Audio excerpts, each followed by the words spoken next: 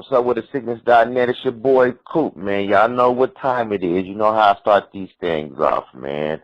We back at it. It's another interview, man. This been an interview a long time coming, man. I've been trying to get through. We've just been hitting and missing each other, man. But we finally got it, and I'm glad we got it, man. I want to welcome everybody. Welcome Lee Majors to the Siccness. What's up with you, G? What's going on with you, Coop? Yeah, it has been a long time, man. I've been following y'all for a long time, my whole career, man. I've been around for a long time, man. Long time.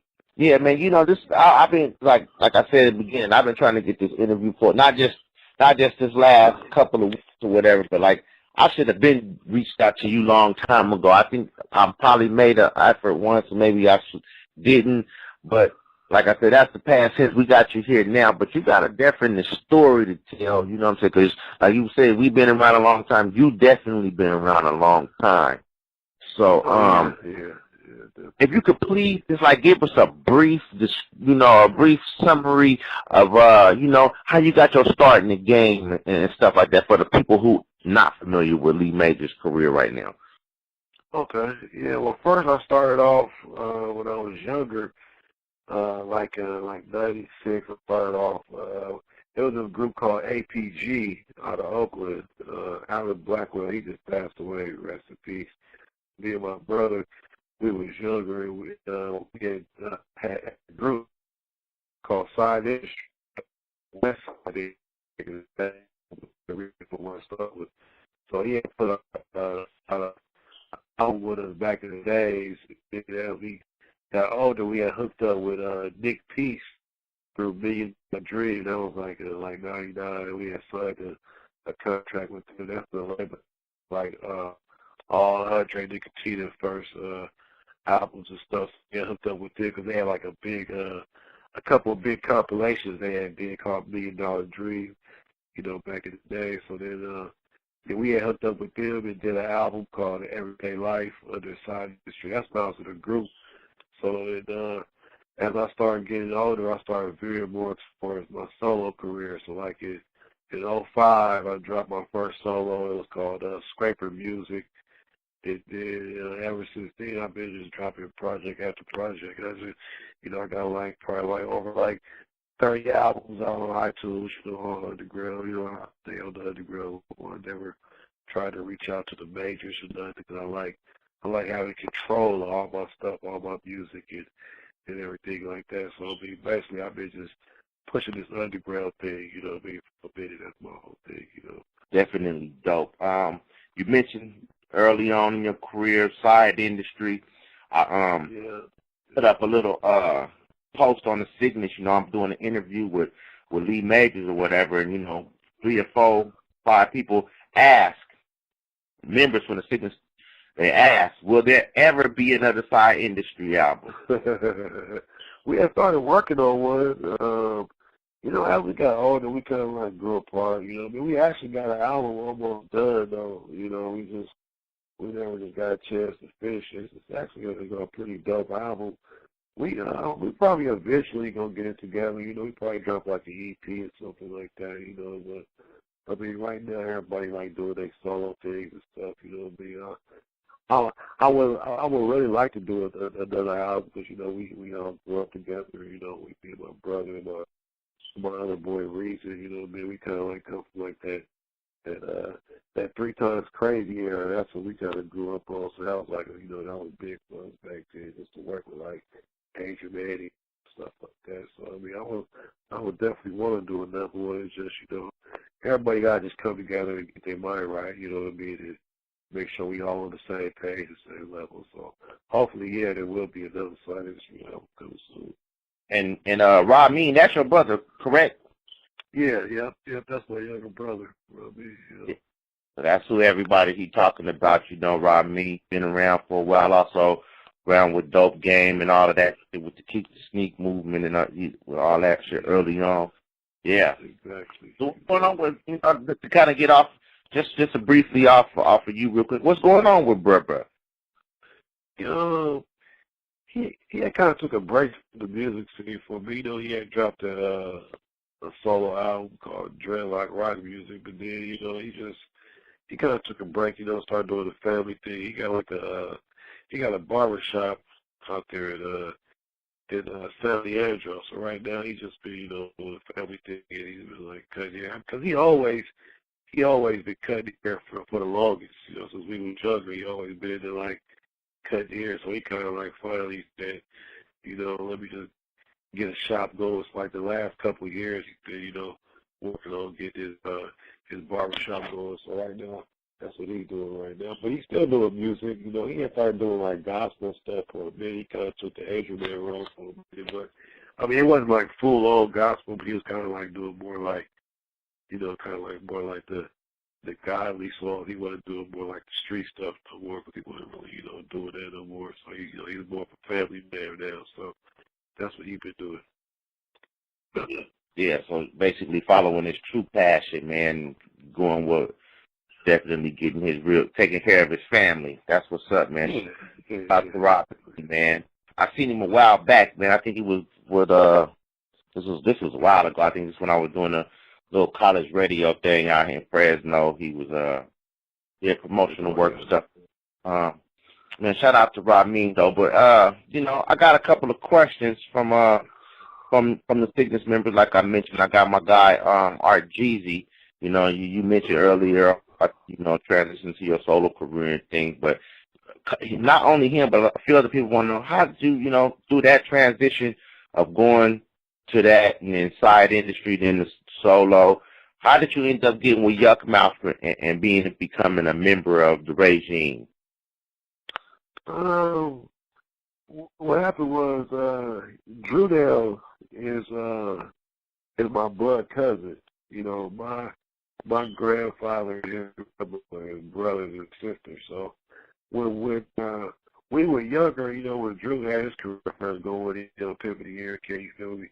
We were kind of like young, so we couldn't really run around. They were doing their thing, all in club. We couldn't even get the clubs back then. So we actually been, around the block for a long time, but we didn't, until we got older, we didn't really get actually did, get inducted into the regime till probably like 2000 and I want to say like 2007 or something like that, when we had hooked back up with Drew, because Drew was doing a lot of jail time. He was in and out of jail, so that's kind of what happened with his career. He kind of missed out on a lot of opportunities by him going in and out of jail. He's a real street dude, you know what I mean? So once we hooked back up with him, and me and Drew had did a solo album called Cash Me Out that was on Frisco Street Show. And then after that, we just hooked up. And I started doing a couple of beats for like Yuck Mouth, when he was doing like his DVDs, the Eye Candy and the everything he was working on. So then after that, it was just like, it was kind of like, it was kind of meant to be, me and my brother, we was around him so much. So then, Drew was like, him and Yuck had sat down there and talked about it. So then we just like, we basically just, that's how we got into regime, because we all like family, what I mean? That's basically how it all happened. So y'all still rocking and everything like that as to this day, right? Y'all just dropped a project like that last year, right? Yeah, we just the Dragon Gang album, and we dropped two of them, like on two separate labels. It was like one was on RBC, so it wasn't really pushed that hard in the Bay Area. They based on like LA or whatever, and they only like our budget for them was only like so much, so we basically was putting our own money to be young and everything. And then the last Dragon, we had ran that through City Hall. So they basically dropped like right around the same time, like basically like probably like a month apart or something like that. Yeah, we had put out two projects like a few months ago. That's right. So, man, you mentioned City Hall, 2009. You and Jacka hooked up. Y'all had the Go Bots. It was one of City Hall's. Well, it was City Hall's bestseller that year. Yeah. I know you've been promoting for a while. before the tragedy and all, well, before we get into that, I want, a lot of people are also asking about the GoBots 2. Do you got any? It was already, 2 was out. Part 2 came out in the D-Boy era. The second one we had put that one ourselves. So the first one, we had ran that one through Nick Peace also, because they were doing the, what was the name of the album he was doing with it was like on Mob Truck. I was around, when I recorded Jacka. So what happened was we got hooked up with Nick Peace, and he put out the first box, that was through City Hall, and then part 2, the D-Boy era, put that one ourselves. And then I recently had put out it was like right before Jack passed, we had put out 2.5. What we had did was we had got the masters back from City Hall from part 1, so I could remix everything, changed all the beats, all new features, pretty much like a whole out. So we got like part 1, part 2, and 2.5 out right now. People have been waiting on part 3. That's what it is. So part 3 is done. We had finished it like a couple months before Jack passed, but I just haven't been in trying to rush to put it out because I'm not trying to capitalize on death. We trying to, how everybody put out these singles and with it, all right down, and then I'll put out, part 3. I'm still kind of shook up about this. But me and Jack were real close. We had lived together for a few years. We had Hayward and did so much. From 2008 all the way on to been real close. I've known them since the Mob Figure days. I was in the studio, a few times when they was recording. The Mob Figure album, my other boy that's inside the industry, he was real close to Killer Tay. So we was in the studio a couple of times when they was recording the Mob Figures out. So I had met Jack way back then, but part 3 is coming. It's done. It's it's dope. It's a dope album. And how we do. We kind of redo the old school songs. We had did a bunch of stuff, man. People ain't gonna once they hear it, they gonna be like, wow. It's all like new stuff. Ain't nothing old. It's all new Jack verses, no recycle, nothing. Everything is new. So it will be coming soon. I'm just waiting. I will put it out. The right time once I feel like that.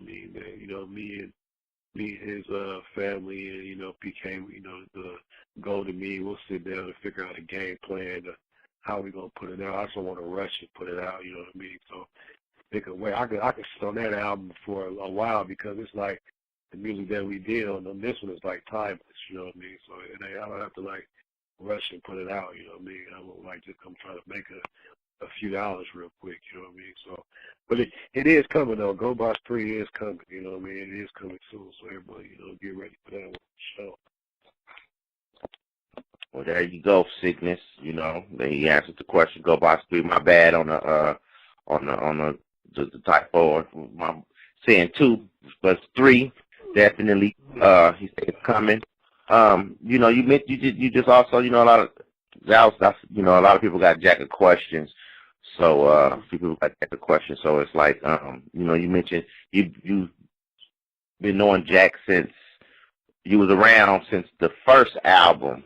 So you've been around a while. So is that basically where the relationship started with you and Jack from being around? Back then, we wasn't super close like that. We had knew each other through the music and stuff, but we didn't really once we started. I think probably 2000. I had got a studio in Berkeley, and that's when we started working on GoBots 1. And I used to always go pick him up in Pittsburgh. He was still staying in Pittsburgh.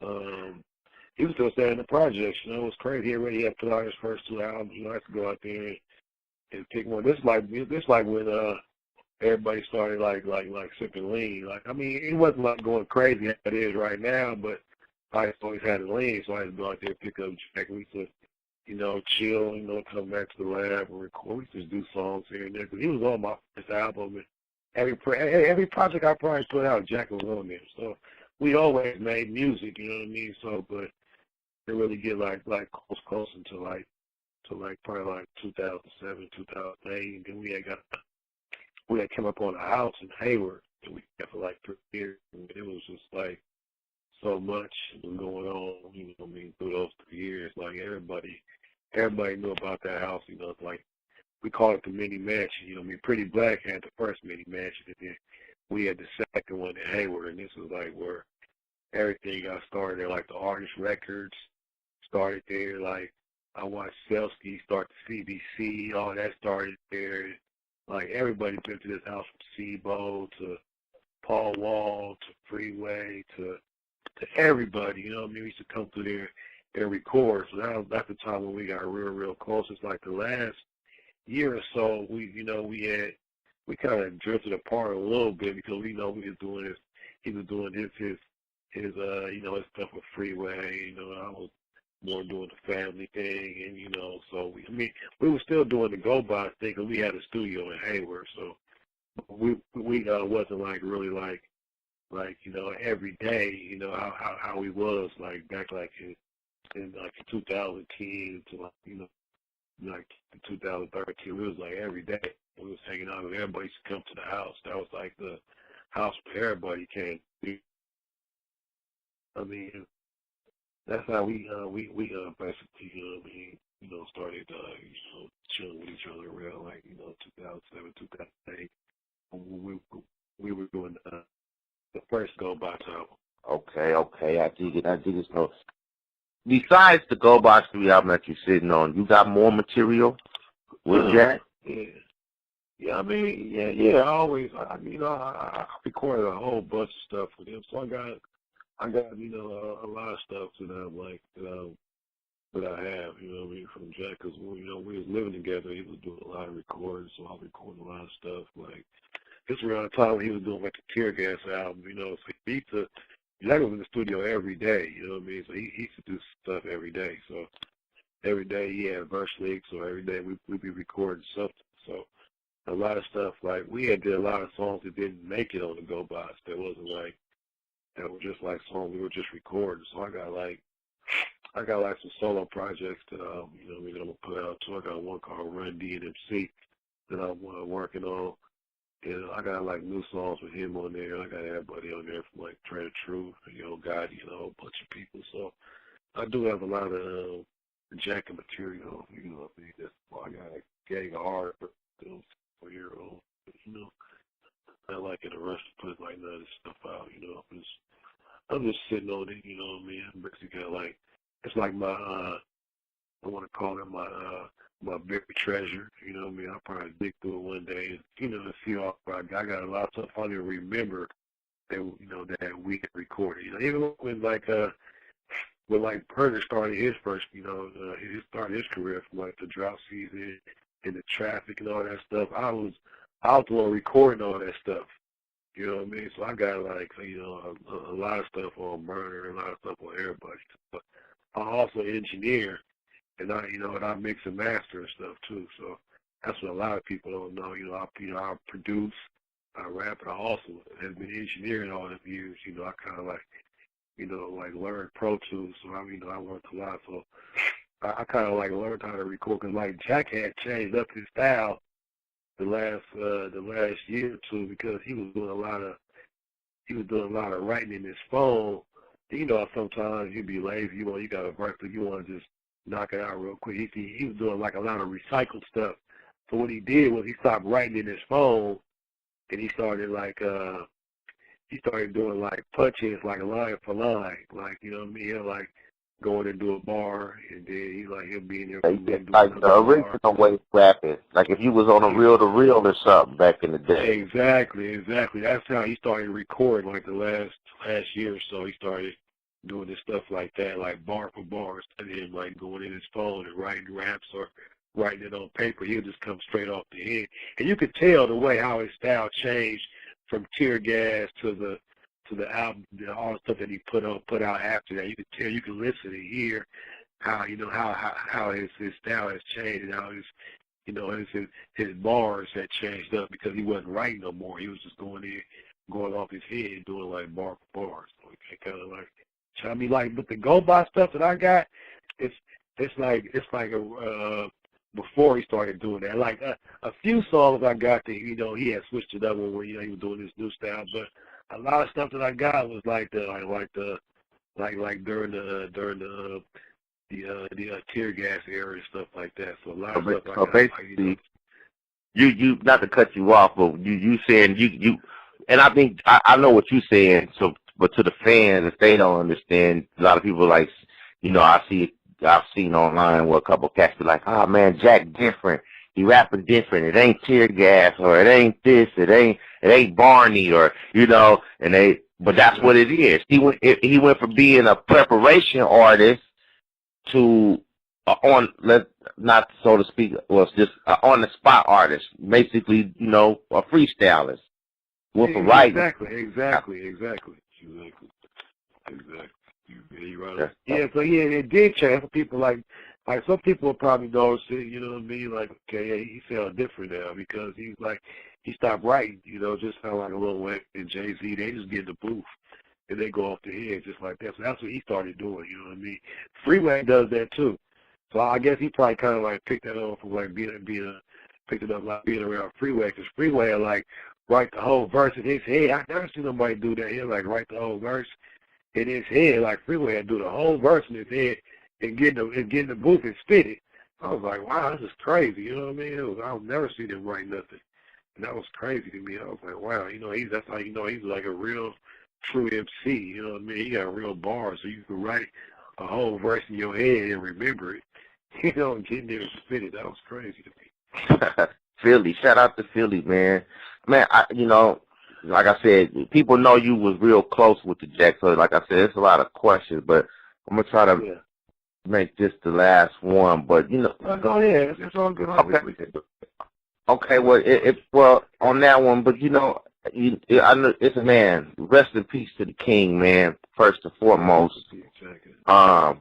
But, it was a tragic event. No, it was definitely unexpected. I mean, we never expect anything to happen like that, but when it happened, where was you at? Where was you when you got the news? I was in Oakland. It was crazy because I don't even stay in Oakland no more. I was in Oakland when we had got the call. And, you know what I mean? We talked about the call, I was like, yeah, whatever. People always say, start something, make up some stories, whatever. You know what I mean? So we was calling his phone, and he wasn't answering. I was like, oh shit, it might be true, you know what I mean? So I made a couple calls, and then my phone was just like going off like crazy because it like spread so fast. Everybody was just calling me because a lot of people, they knew, like even when Jack didn't have his phone, a lot of people used to contact him through me. They knew that we used to be hanging out a lot. People, I had the same number for like over like the last 10, 15 years. I haven't changed my number because that's how I get my money. So I have no reason to change my number. I'm not like running from my money. People change their numbers every month, stuff like that. I kept the same numbers. Everybody was able to contact me. You know what I mean? For Jackson, when people started hearing about it, my phone was ringing like crazy. I was like, damn, man, this shit might be fucking true. I was grateful. And I actually got on the phone with, I'm not sure if it was PK or it was somebody that I talked to. We had went over to the hospital they had shipped him to. And it was just like, everybody was out there, man. All his close friends, everybody that knew him. It was just like, when it first happened, everybody was at the hospital. I was like, is it true? You know what I mean? If he really is, like, yeah. And he's just like, they said he had passed away, and it was just like crazy, man. I couldn't, I mean, like for him, he would be the last person, I would think just like he was such a good dude, man. He was so smart, and he knew so much. You know what I mean? He knew, he the one that kind of got me into Islam. He knew like the prayers in Arabic, by heart. He was like so smart. He knew so much stuff, man. He wasn't like, some of these cats that just think they know a lot of stuff. He actually knew a lot of stuff, and he knew he had a lot of knowledge. He was a real good dude. He was so caring and so giving. You know what I mean? He'd give you the shirt off his back. He was the kind of dude like, hey, take me to the mall. The new Jordans come out. You know what I mean? I'll buy you a pair too. Come on. You know, he was that type of dude. You know what I mean? He was just so cool, man. Like his blessings should have been like, you know, a millions times. You know, just plus. You know, he was just so good. I mean, he was just a good dude, man. That's why when that happened to him, it was like tragic. You know what I mean? Out of anybody that I knew, I was like, that was the last person that I expect that would happen to. I mean, it was like, you know, wrong place, wrong time. You know what I mean? You know what I mean? It wasn't meant for him to go. I know they say when it's your time to go, it's your time, but I don't think it was his time to go. You know what I mean? I was like some accident type, like they didn't know what was going on type shit. I don't even want to, you know, just because it kind of like when I think about it, I started going through all this fucking, you know, memories and thoughts, and it kind of like break me down a little bit. You know what I mean? He was such a good dude, man. You know, that's just so bad that it had to happen to him. You know what I mean? Yeah, I mean, anyway, I was in Oakland when it did happen. Like, you know, I went to the hospital, you know, when he had first got shot. We was all there. Everybody was there. All his family, everybody was there. So, you know, Indeed. It was great. Yeah. I mean, yes, you definitely speaking the truth when you say he was a good dude.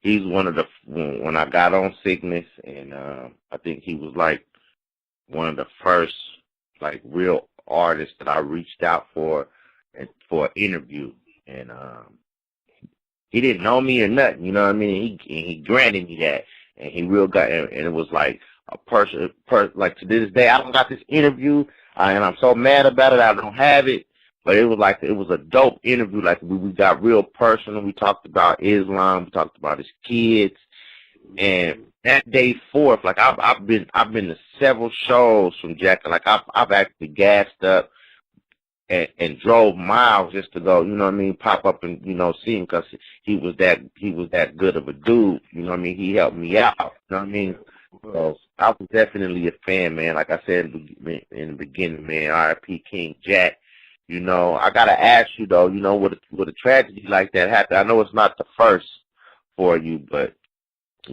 it's definitely close to home, but musically, did that make you say, you know what, man, I might fall back? Yeah, you know what? What's crazy was because ever since that happened, I haven't really been into my music how I was. You know what I mean? Like he was like one of them dudes that had me really going hard. You know what I mean?